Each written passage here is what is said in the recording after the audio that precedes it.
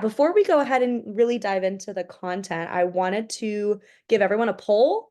And so this will just show up on your screen in the next couple seconds, but helps us know who's in this call, and it helps you also get to know who's in the call. So Chloe, if you want to put that up there, perfect.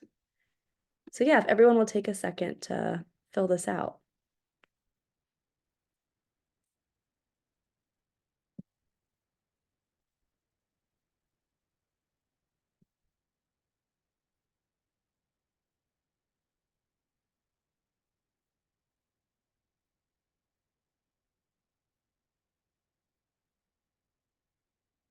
Great.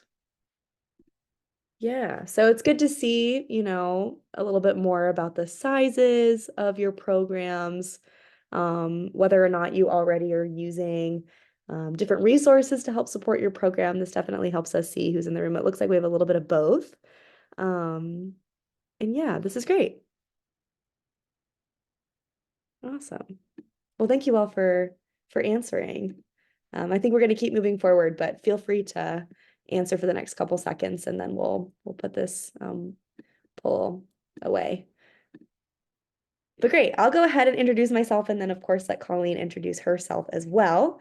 But if I haven't met you, my name is Emma Dawson.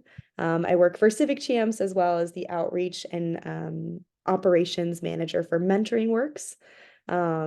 Some information about me: I actually studied music in college. I'm a drummer, and I also studied entrepreneurship. I am a Venture for America fellow in Pittsburgh, so I moved here about a year and a half ago for that with Civic Champs. And some of my favorite organizations that I volunteer with are Hit Like a Girl, the Western PA Diaper Bank, the Education Partnership, and the Missouri Fine Arts Academy. But yeah, I'll go ahead and let Colleen introduce herself. We're super glad she's here to provide resources for you all too. Guys, good afternoon from Pittsburgh. So I'm Colleen Fedor. For the last 25 years. I've been the Mentoring Partnerships Executive Director, and thrilled to have the opportunity to provide training and support to great mentoring programs throughout Western Pennsylvania.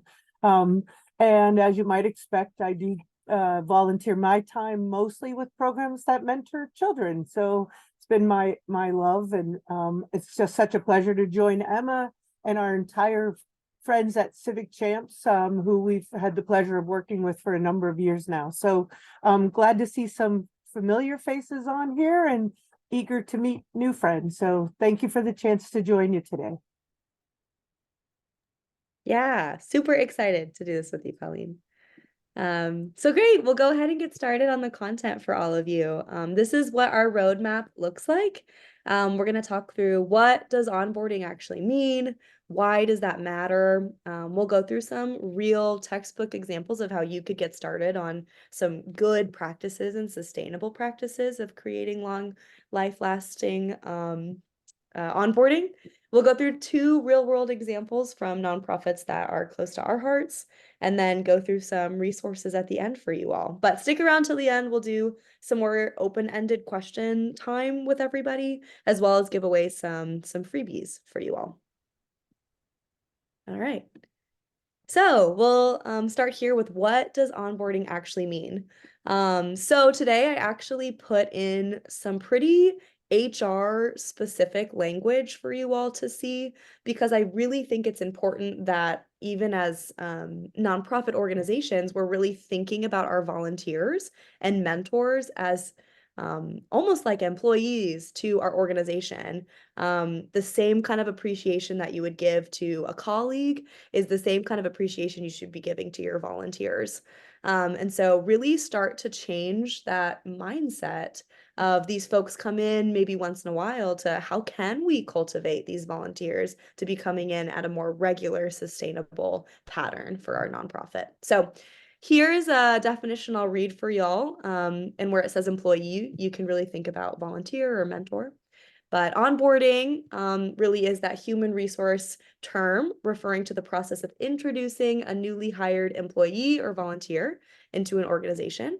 Also known as organizational socialization, onboarding is an important part of helping your volunteers understand their new position and job requirements. It's the process that helps them integrate seamlessly with the rest of the company or nonprofit. So I put another kind of HR, leader here and her quote, which says, "We want to focus on creating a memorable experience for the new hire in the first year rather than processing them in the first few weeks." So it really matters, right? And giving them your volunteers or your mentors, a great experience right off the bat. So you can create a sustainable commitment and partnership amongst them and your organization versus then, that turnover continuing. So I'm curious to your specific stories in your nonprofits, and maybe we'll have a second to talk through that. But just want to get us in the right mindset of thinking very seriously about what these volunteers mean to your organization. But yeah, I'll pass it to Colleen to talk a little bit more why. Why does this even really matter?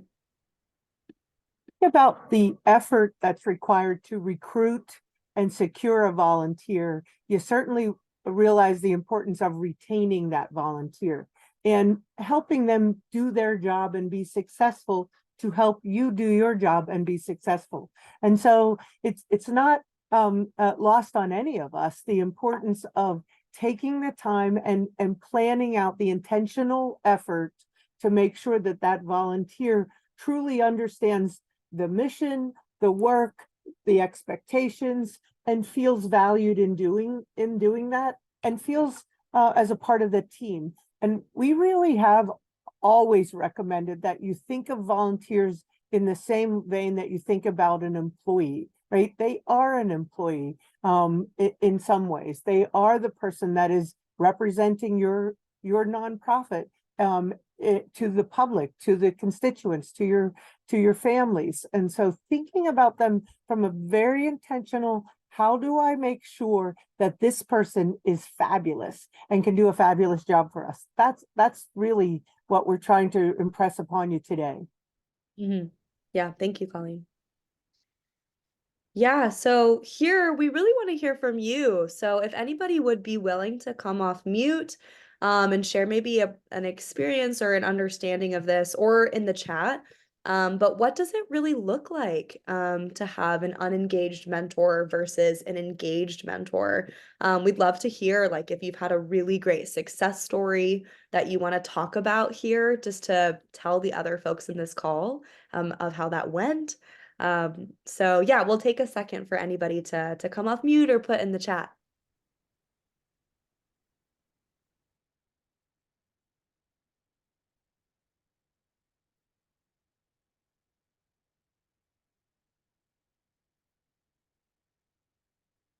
I can share about my experience.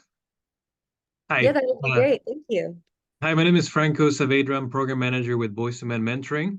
So, what I'm thinking of is our mentors who are consistently seen throughout our monthly workshops. To those where they don't really have much involvement with that, or we see in that capacity of wanting to go through those workshops and stay engaged with development opportunities that we give our mentors and staff. We have different volunteering opportunities in different capacities and commitments. So we see the ones that are consistently week to week supporting the mentoring groups within the schools. They're the ones typically more involved naturally, as to our mentors who we only typically see up at our weekend retreats. So and that also ties into the trainings, usually the ones that are more involved in a more consistent base. Those are the ones that we see and then trainings that we host. Yeah. Thank you for sharing. Really what I took from that too, Franco, is allowing your organization to create almost like professional development opportunities, right, for your mentors through workshops, through other kind of post-match trainings. We'll talk about that today.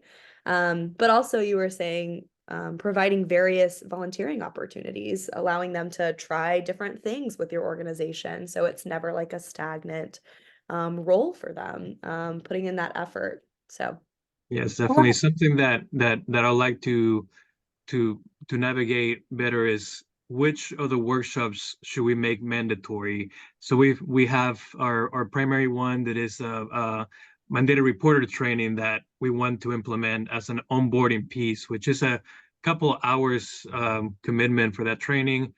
But when should we make that a mandatory thing to not turn off mentors that may not have that time once a month to give us 2 hours to train? So maybe that's a conversation that we can yeah, discuss.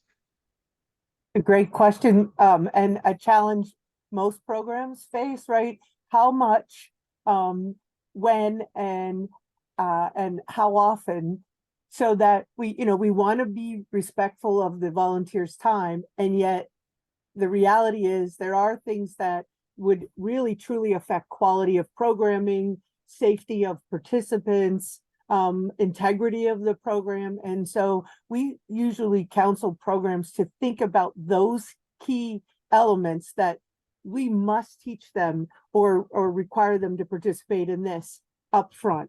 And then we can sporadically, we can, teach and train. It doesn't have to be all up front, right? It's not all part of onboarding, but thinking about that ongoing support, and different ways now of delivering content. Or, previously here in Pittsburgh, we were all in person.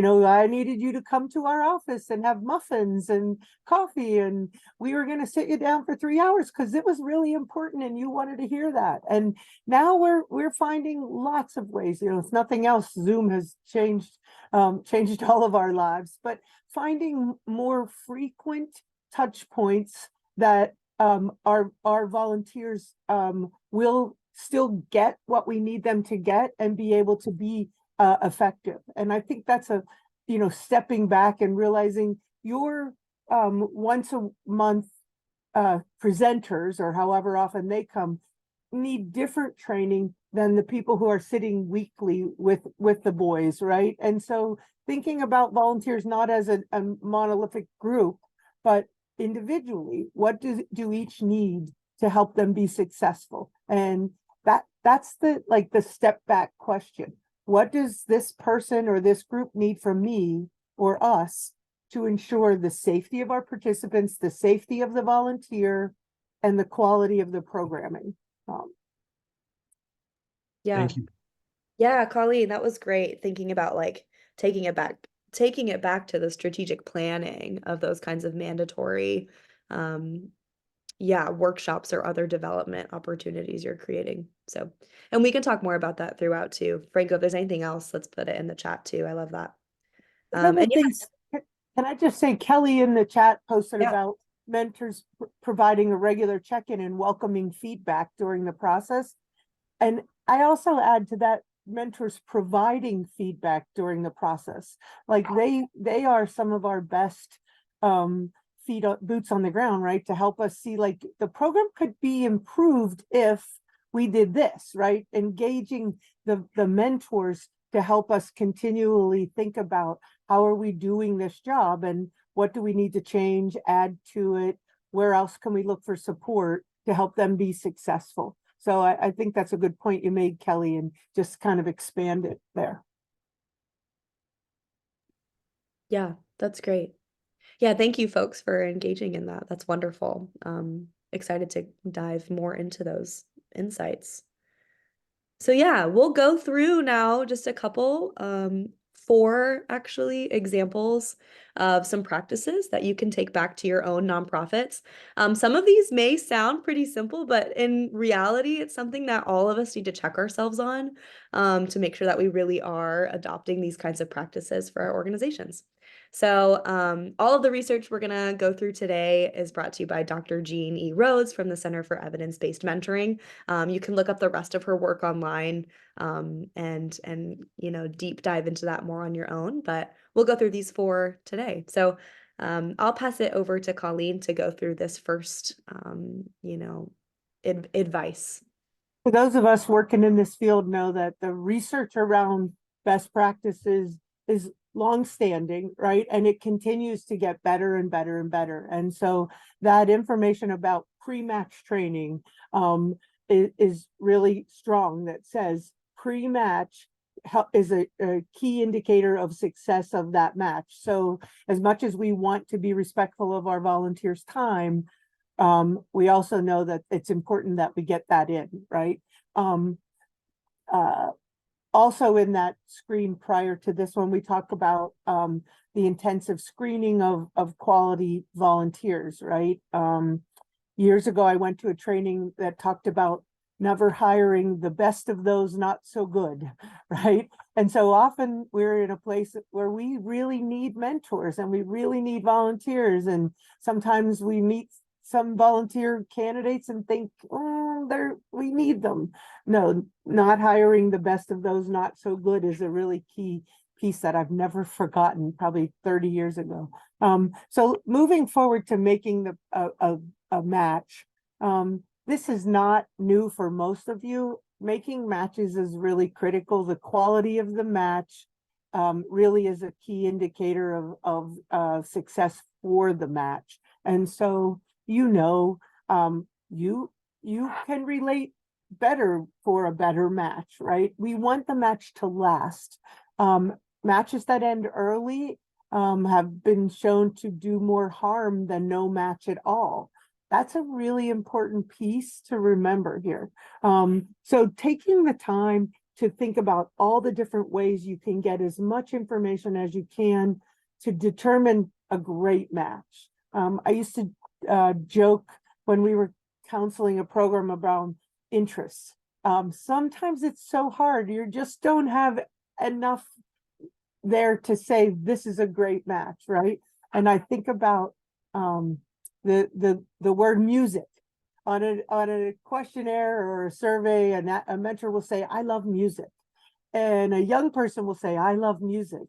And I used to laugh and say, I'm thinking those aren't really the same. My version of music and that young, first grader or sixth grader probably doesn't think of music in the same way I do. And so finding those deeper connections that you can help make a good match are really important. Yeah, thank you, Colleen. I really like that example about music because it does make you think deeper. It's like, okay, that is a good question, but how could we go and expand upon that and relate to the child first and foremost? It's great. The second kind of insight, the research we wanted to share with you, is that you should be providing more than 6 hours of volunteer mentor training right off the bat to your volunteer mentors. Of course, the why here, it definitely allows you to get to know these volunteers as people. Right. So back in the beginning, when we were talking about from this employee HR perspective, it really allows you to say, okay, I know Colleen. I know that she has been living in Pittsburgh for a long time. She has done this and that. She loves this part of life and is excited to give back in these ways. And it allows them to feel a deep appreciation and respect, right, from you and your organization. Similarly, it gives the impression as well as the expectation that you really take mentorship very seriously at your organization. It allows for clarity, allows for time for clarity, but also to set the expectation and precedent that you're not messing around. You really care about safety. You really care about the experience for these students or for the other mentees in your experience. And then, of course, this is a research-based best practice. We didn't just choose this number. This is something that over time people have come to the conclusion it really takes about 6 hours to really develop these kinds of serious and personal relationships and expectations. So of course, with how, we put a couple ideas here. I would really recommend to each of you to check out the National Mentoring Partnership trainings. We put on here, you don't have to reinvent the wheel. You don't have to come up with all of this content on your own. It's definitely something that people have done, and there are free PDFs and free trainings out there by different organizations, but we definitely recommend the National Mentoring Partnership.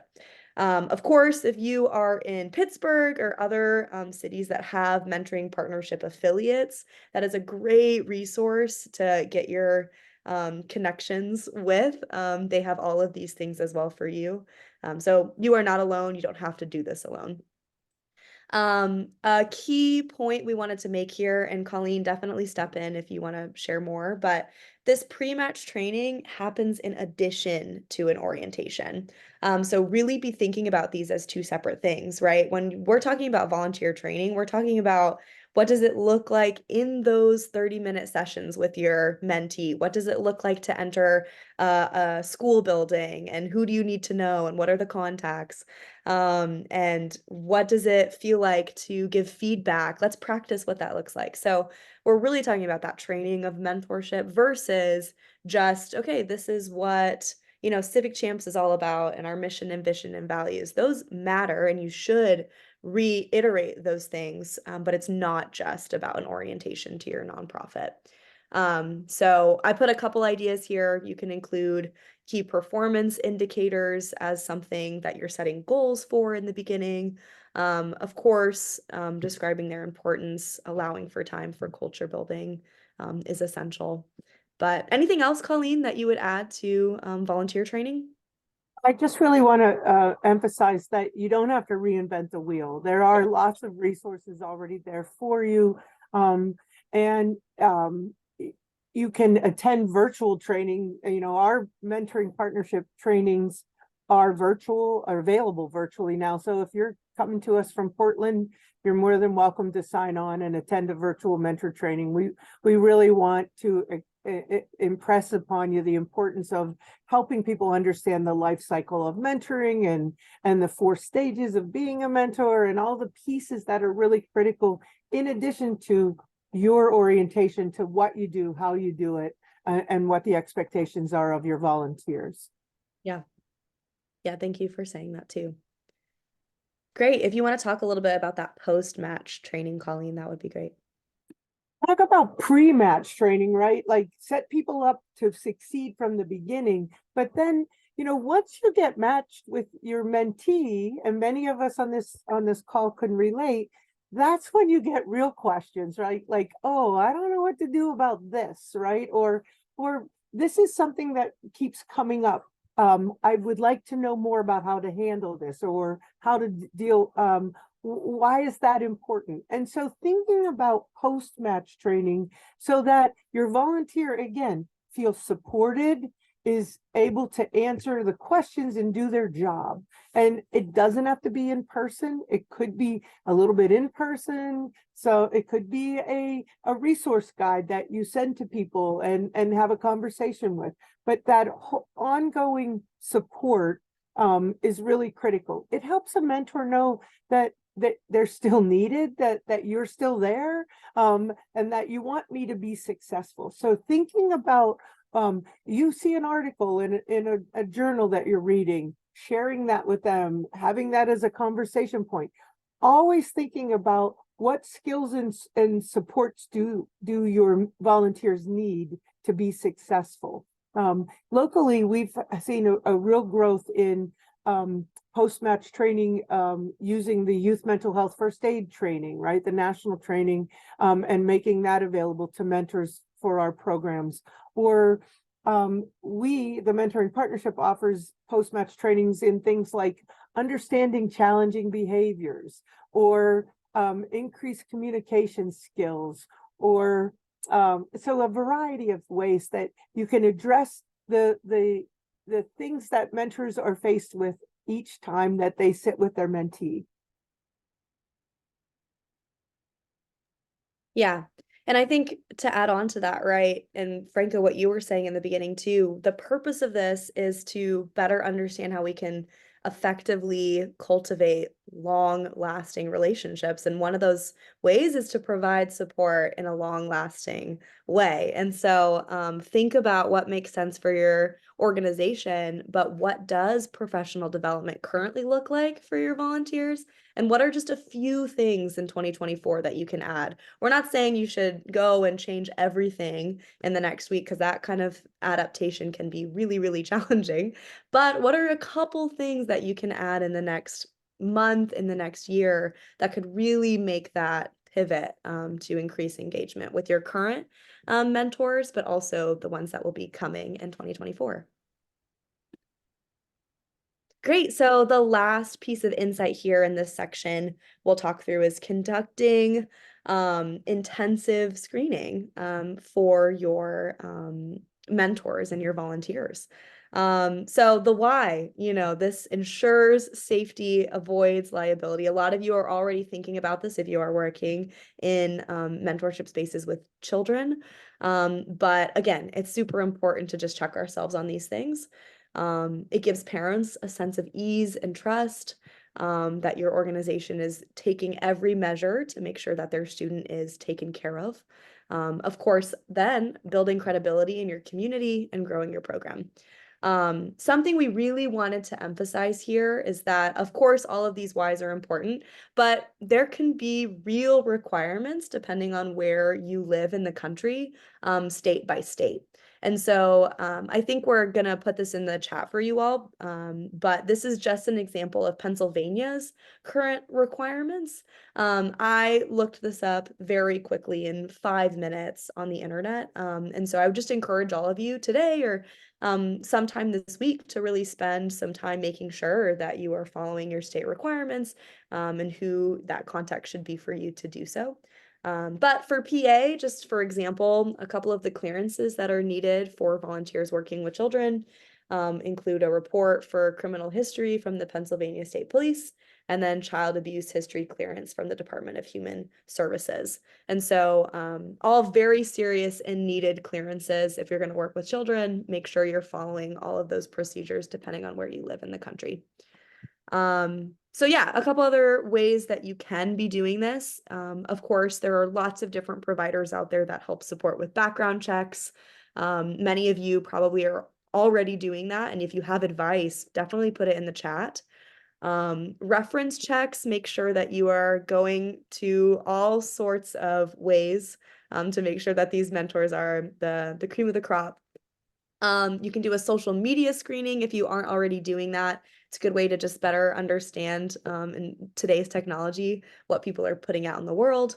And then to improve that seriousness and those high expectations, you can do multiple rounds to better understand who these people are in an interview process. So an essay, a phone call, an in-person meeting, set up a cadence of what this looks like so that they see how high of an expectation you are also thinking about with these relationships. But yeah, Colleen, anything else you'd add here? Well, this screen is just one of those, of course, right? Yeah. That every single person on this call is like, of course. There's nothing more important. You are responsible. I am responsible for the safety of those people that we're serving, right? Whether that be seniors, whether your program is with kids, that's the most critical piece. And so it's reasonably foreseeable that you'll do all of these steps just to ensure that you didn't bring on someone to represent your company, your program, that would do harm or not do well, right? Not do good. And so this should be of course, but Yeah. looking, the Child Protective Services Act was a national project that we at Mentor National and each of our affiliates around the country worked during visits with elected officials for 4, 5, 6 years. I can't even remember. Every year we would show up and talk about the need for clearance help, right? There are different fees related to different states. I'm super proud that in Pennsylvania, we now finally are able to get those clearances done fast online. The results don't take 6 weeks to get them back, which honestly it used to. And so like if you had a summer program, the program was almost over by the time you knew you could really put a volunteer to work. So the network and the ways in that we can screen have improved so much, and it's up to us to take advantage of every opportunity to ensure the safety of our participants and of the organization. You know, one bad apple ruins, you know, years and years and years of integrity and good work on the behalf of an agency or a program. We say to all of our mentoring programs in the Western Pennsylvania area that we're all in this together, and every single one of us has to do a good job, because we cannot afford for someone to do harm to children, and we all have the responsibility. So I'll stop there. That's obviously a sore spot for me. No, thank you for clarifying just the importance of this step, probably the most, right? So thank you.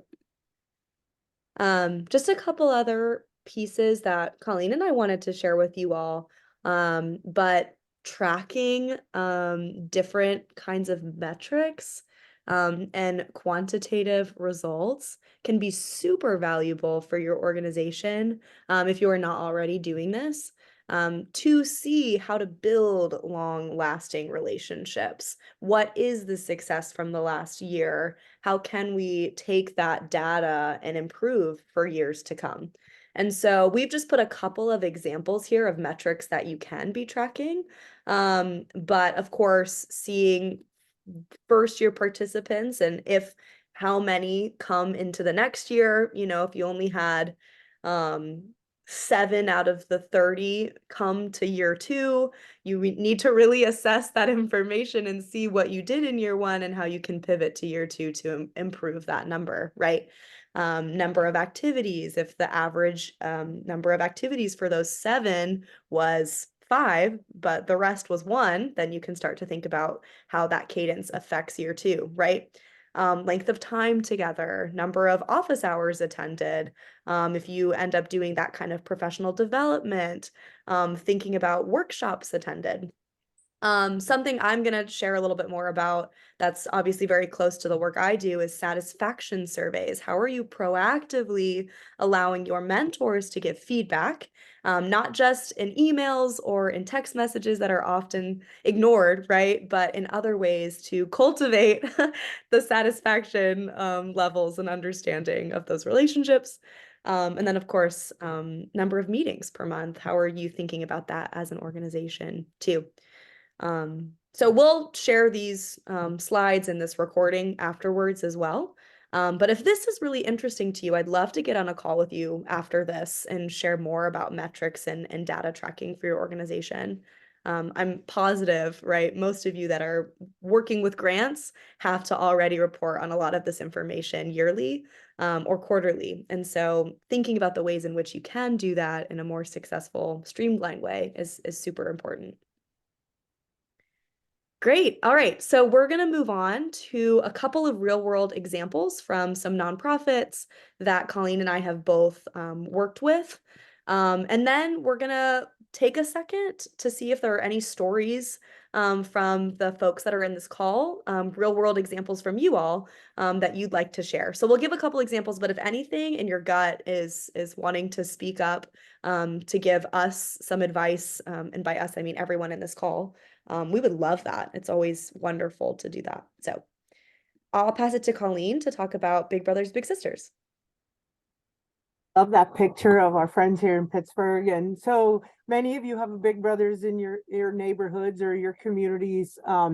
They are the largest national organization of mentoring, right? They have the most developed research and national standards and support, which is very helpful as compared to maybe a very small little nonprofit that's running a mentoring program. So sometimes it's hard to understand the apples to apples, but we have a lot we've learned, right, from Big Brothers Big Sisters. Their screening process is extensive, right? It is multiple reviews, multiple interviews, and it's effective, right? I love the frequent check-ins, and I told this story to Emma when I was a big. Every so often, when you're early in your match, it's I think every other week or so, someone calls you from Big Brothers to talk about the match. How's it going? Really labor intensive on their end, right? But yet those calls, and they got further and further spaced out as the match longevity. But those calls were just really a short kind of, how's it going? Do you need anything? What I loved was they did similar calls with my mentee and her mother, right? And so then I would get some feedback because, a sixth grader doesn't really tell you much about like how things are going. Everything's fine, right? And I thought it was really helpful. I shared with them towards the end of our match, many years into it, the phone call would come and I'd be like, oh, why are they calling again today? I got too much going on, right? And I would take the call, of course.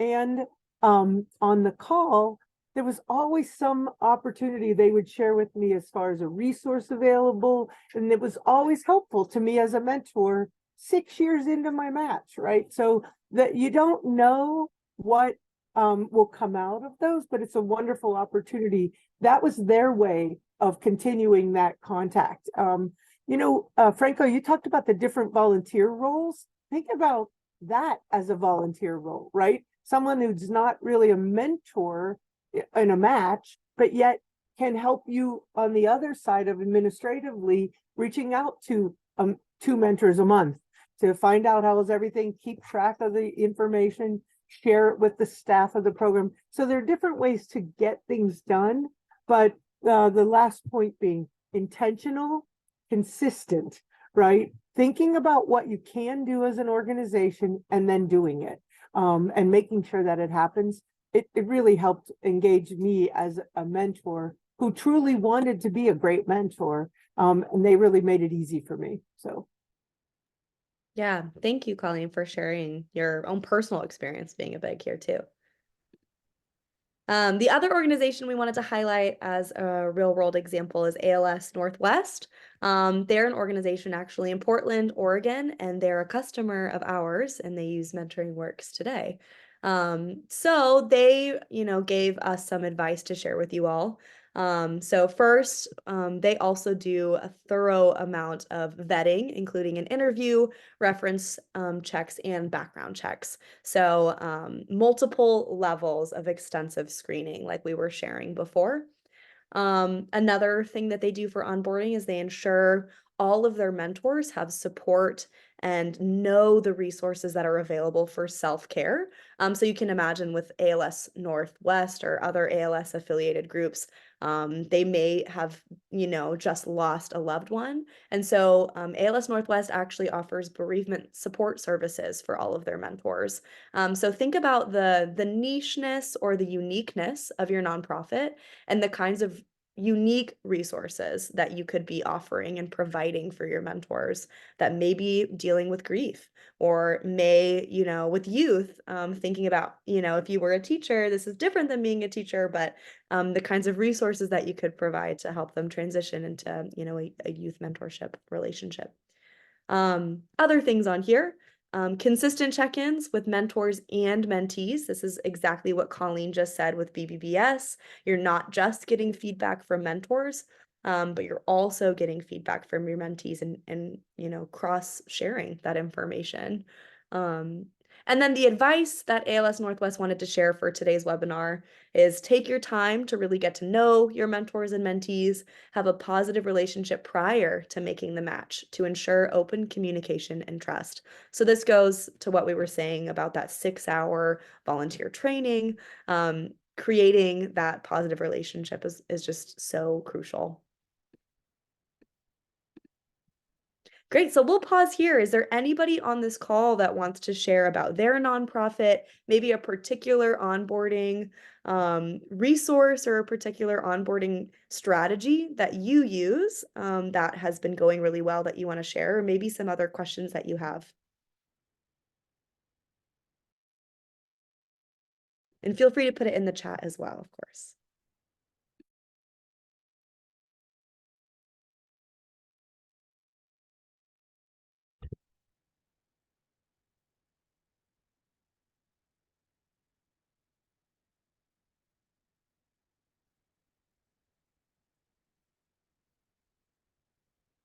I'll add here, so there may be some people on this call who are sitting here thinking, this is a lot. And and every day I don't have an extra 5 minutes, let alone an extra all the time that this sounds like it takes. And so I'd just like to encourage you to step back and think about how much time you spend at tabling events or reaching out and writing and trying to recruit mentors or volunteers, and then thinking about if you could keep each of them that you already have longer, and they'd be more successful. You realize the time on the front end is really worth it. And it's really about that intentionality. I also want to say there's a resource available to you. The National Mentoring Resource Center, NMRC, will make available to you free technical assistance. You could develop your volunteer onboarding or your ongoing training and support calendar or any of that. So if you want to look into that, TA providers will be happy to work with you, and it is funded by OJJGP. So that's really a resource that's available to you. Yeah, thank you, Colleen, for sharing that. Also, Franco, thanks for putting in the chat, having a coffee smoothie date or meeting to get to know somebody on one-on-one. So saying coffee on us, we're going to be here all day, or coffee on us, can I meet you for 20 minutes to get to know you a little bit more? Emphasizing this is a free thing for them always definitely helps. But that's a great example. Awesome. All right, we'll keep moving on here. Of course, if there are other things people want to put, yeah, mentor appreciation breakfast. That's great. For them to meet each other, that's also really great as a tool. Yeah, thank you guys. Keep putting in the chat if there are other thoughts you guys are thinking of while we keep going here. Awesome. So I'd be remiss if I didn't share a little bit more about my work here too. And so I work very closely with our Mentoring Works tool, which is something that we would love to talk more with all of you about. But this is something that you can utilize as an onboarding and feedback tracking and communication tool for your mentors and mentees. As you can see on the phone screen, this is something that is user first. And so your mentors and mentees are the ones that are actually filling out the feedback and data. But yeah, this is another view of what logging feedback looks like. It gives your mentors the autonomy to answer these streamlined questions at any time. These questions can be customized at any time from your organization too, because of course you're going to want to ask something different from meeting 1 to meeting 5, right? But this allows you to really capture proactive data for your organization. Speaking of working with students or youth, we have in-app chats, which allow for a safety element that all of the communication is done under your control. You create these chats. There's no cell phone information shared amongst your bigs and littles or the staff that you would be having download the app. And then on the back end, right, you can actually go into these different conversations that your mentors and mentees are having. If you see that, Johnny and Ira have a thumbs down response to their conversation or their meeting, you can so quickly look in there and proactively reassign your mentee or proactively check in with your mentor, take them to coffee, better understand why, things weren't going well. But it gives you just a very quick overview of those conversations at any time. Similarly, we do onboarding questionnaires and onboarding waivers and other kinds of ways for you to better understand that matching support. And so just wanted to make sure I highlighted that specifically because we're talking about the onboarding process today. But yeah, that's Mentoring Works. So if that's ever of interest to folks to better understand, not just in Mentoring Works, but tools in general that you can use to build your programs, I would be more than happy to talk about that or share more at another time. That is our webinar for today, folks. We'll share a couple of resources here at the end and leave time for questions. But of course, please reach out to us. We want to stay in touch with you. We want to learn more about your programs, whether if it's just for, a piece of advice or to chat out one of the particular insights from today. Here's all of our information. So yeah, please reach out to us. We'd love to continue the conversation. My screen looks like it's having a moment. Okay, I'll do this really quick. Of course, with Mentoring Works, we would like to offer everyone on this call a discount for 2 months free. And so if this is something that your organization is interested in pursuing, please request a demo and let me know you were in this webinar today, and we'll make sure that we give you that discount. And Colleen, if you want to share more about the mentoring partnership and your resources. Hope that you'll join us on our website at mentoringpittsburgh.org, and you'll find lots and lots of resources in there. We have our library of all the resources, perfect, easily scannable. But one of the ones we're kind of excited about and actually thrilled about is our connection with the Fred Rogers company, Fred Rogers Productions. And we've been able to work with them to create these fabulous conversation cards, right? Things to begin conversations with young people that are aligned with mentoring and support, caring adult support. So you can download those on our website. We'd love for you to do that and share them with your mentors, mentees, your families, your programs you support. Other resources on our site. I think our next page has a couple things. Next slide. So we have a podcast. Please join us and check out the podcast. There's our resource library. The other thing I always try to highlight, and I should have put on this slide, was we do a weekly everyday mentoring tips. Oh, there they are. And so, in addition to formal mentors, people who meet with their mentee once a week or once a month, we think there's a real important point in kids' lives to surround them with all adults who are mentor-like in those interactions. And those are people we refer to as everyday mentors. And so there's training and support, but also this weekly tip that comes out by email and helps us be more intentional in our daily interactions with young people. So please join us and sign on for the everyday mentoring tips. We'd be thrilled to have you be a part of the network. Yeah, thank you, Colleen. All right, folks, and just like we did today, Civic Champs is dedicated to providing free educational resources in a lot of different topics. And so, of course, thinking about volunteerism in a lot of different ways, not just in mentoring, we partner with lots of folks in these webinars. So the next one is January 18th. We'll be talking about crafting videos that soar on socials with Memory Fox. Later in January, we'll be with Volunteer Match, talking about key volunteer trends and proven strategies for 2024. And then in February, we'll be talking about how impact metrics drive increased volunteer engagement and additional revenue with Sure Impact. We also today just launched our integration with Little Green Light, which is a donor management tool. And so if that's of interest, we're going to be doing lots of webinars with LGL in the next month too. But yeah, that is it today, folks. Thank you so much for joining. We'll stay on this call a little bit longer for folks that may have more, unique questions. But again, I'm really happy we got to share this time with all of you. Honored to do this with you, Colleen. And yeah, I hope everyone has a great rest of your day.